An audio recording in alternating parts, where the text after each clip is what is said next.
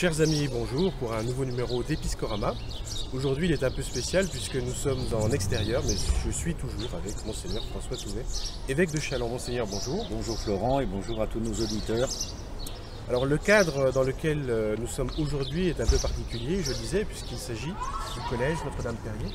Alors j'ai envie de vous poser une question simple, que faites-vous dans ce cadre? Que faites-vous ici? Eh bien c'est la rentrée scolaire, donc j'ai pris mon cartable et je participe à la rentrée dans le cadre d'une visite de tous les établissements scolaires de l'enseignement catholique dans notre diocèse.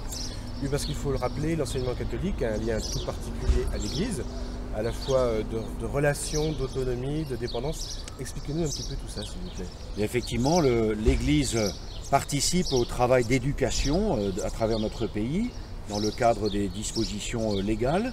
Nous participons à ce beau service de l'éducation de la jeunesse, mais sous contrat avec l'État, avec notre identité propre d'Église catholique.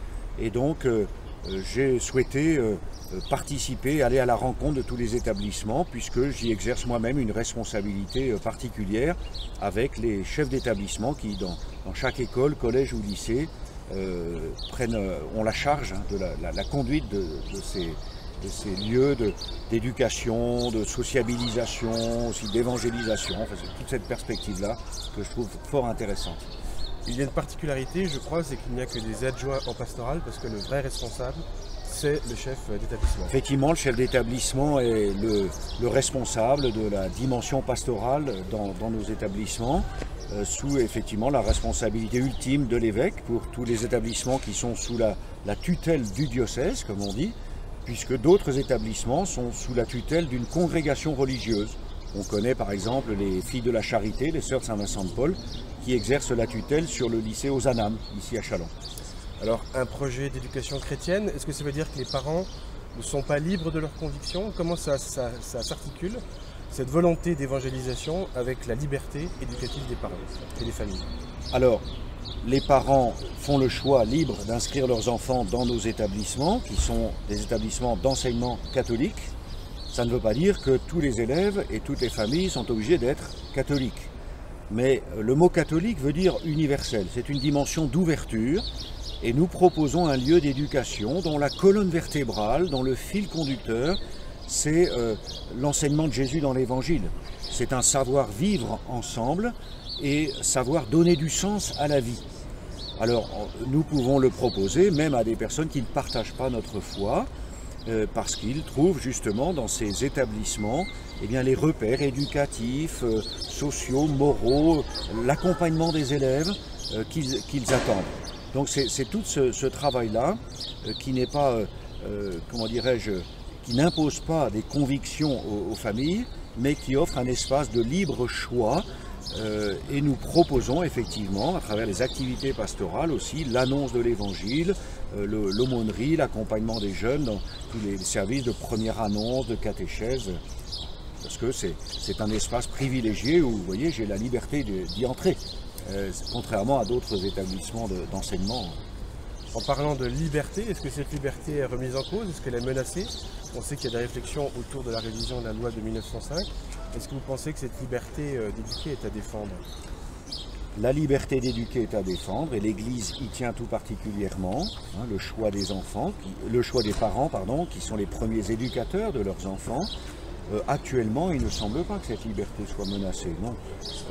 Les établissements, nous travaillons en bonne entente avec les services de l'État, le ministère de l'Éducation nationale.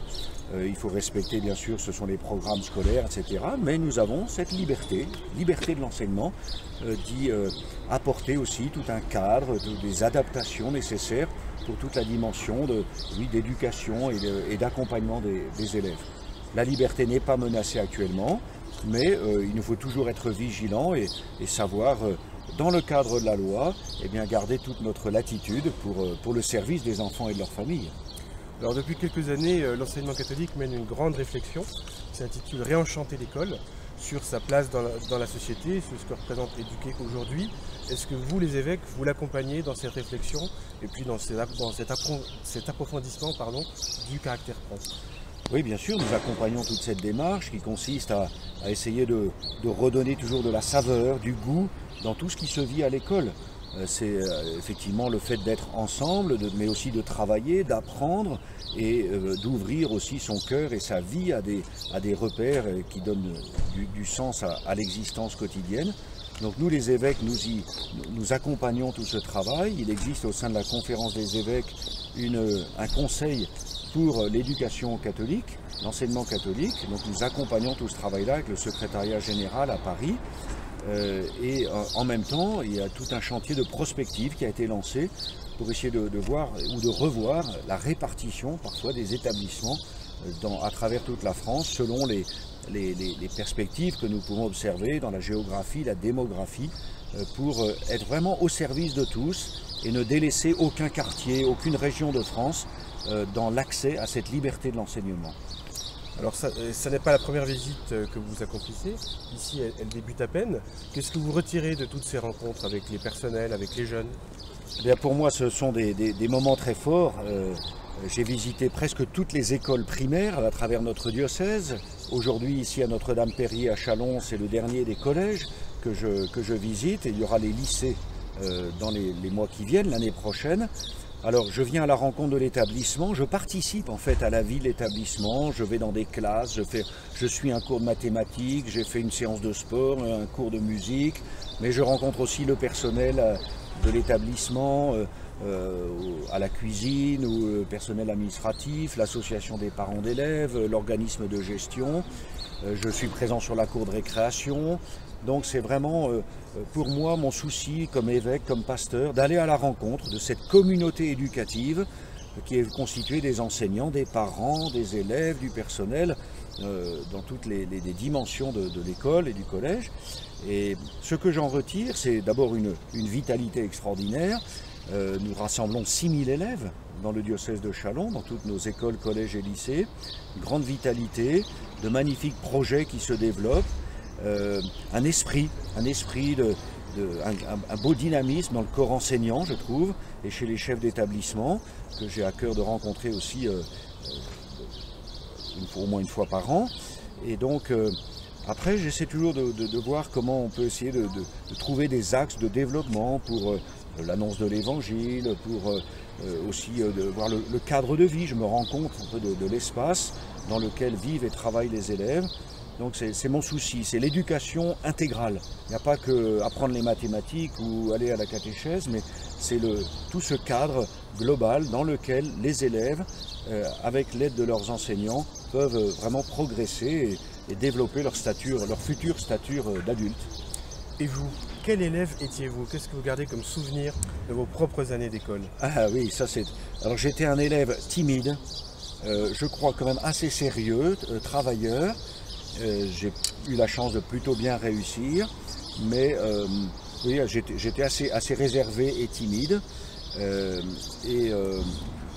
Bon, j'ai ensuite eu la chance de faire une expérience scolaire, par exemple en Grande-Bretagne, pendant presque une année scolaire en internat. Ça a été vraiment une grande découverte à l'âge de 14 ans.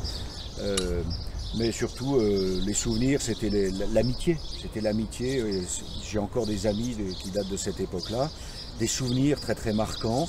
Et puis quelquefois on fait des petits cauchemars, on pense à des séances d'examen, il y a eu forcément des étapes un petit peu plus difficiles. Mais globalement, je n'ai pas été traumatisé par mon parcours scolaire.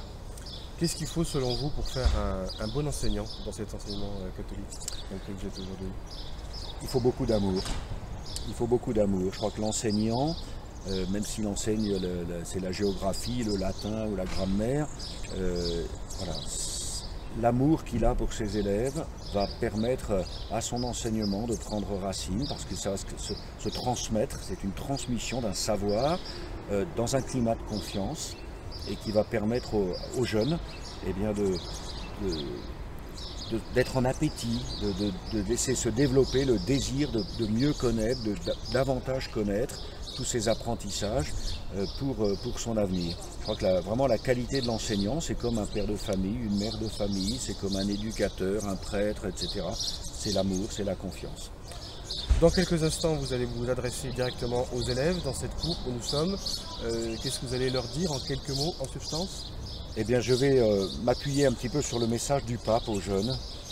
qui invite toute la jeunesse à ne pas rester assis sur un canapé comme une voiture stationnée au bord du trottoir, mais à laisser se développer toute l'énergie de la jeunesse pour aller de l'avant et découvrir la beauté de la vie et apporter au monde tout cet élan de joie et d'enthousiasme. Et donc je vais leur dire, voilà, nous sommes à 2 jours après Pâques, eh bien la foi chrétienne est une lumière qui peut aussi guider toute leur vie. Alors les seuls qui manquent dans cette journée, ce sont les parents. Est-ce que vous pourriez dire un petit mot pour ces parents qui confient leurs enfants à l'enseignement catholique? Quel message voulez-vous leur transmettre? Eh bien, aux parents qui mettent leurs enfants dans nos établissements d'enseignement catholique, d'abord j'adresse des remerciements pour la confiance qu'ils nous font, parce que c'est un travail important que de mettre en place cette communauté éducative.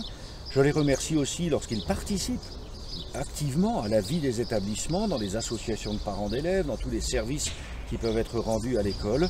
Et puis je compte sur eux pour que tous ensemble, justement, nous puissions travailler à ce développement de la personnalité des jeunes, non seulement leur instruction pour qu'ils réussissent dans la vie, mais réussir, c'est pas simplement réussir un parcours d'études et gagner de l'argent plus tard, mais c'est réussir à avoir un cœur qui aime, un cœur qui pardonne, un cœur qui accueille.